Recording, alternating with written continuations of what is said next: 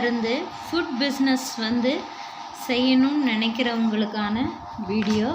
இதில் இன்னும் நிறைய பிஸ்னஸ் இருக்குது. நான் அதை பற்றி இந்த வீடியோவில் எவ்வளோ சொல்ல முடியுமோ அவ்வளோ சொல்கிறேன். ஃபுட் பிஸ்னஸ்ஸு அதுக்கு தேவை வந்து FSSAI லைசன்ஸ், சரியா? GST எடுக்கணும். நீங்கள் FSSAIனா food safety and standards authority of India. இது ஃபுட் சேல்ஸுக்கான லைசன்ஸு.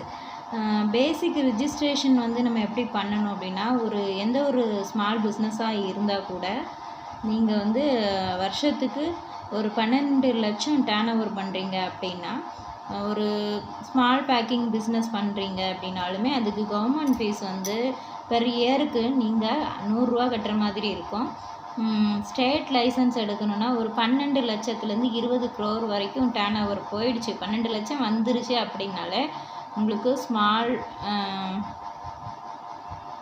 பிராண்டு, இல்லைன்னா நீங்கள் ஒரு ஷாப்பு பிராண்டுன்னா உங்கள் நேமில் அந்த கடைக்குன்னு ஒரு நேம் வச்சுருப்பீங்களா, அது ஸ்மால் பிராண்டாக இருக்கும்.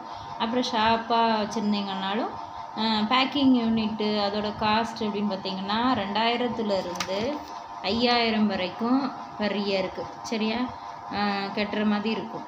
வெப்சைட்டை எப்படி அப்ளை பண்ணணுங்கிறத நான் சொல்கிறேன். இந்த வெப்சைட் பார்த்து வச்சுக்கோங்க. https foscas.fssai.gov.in. இதை வந்து எப்படி அப்ளை பண்ணணும்னு சொல்கிறேன். ஃபஸ்ட்டு வெப்சைட் வந்து ஓப்பன் பண்ணிக்கோங்க.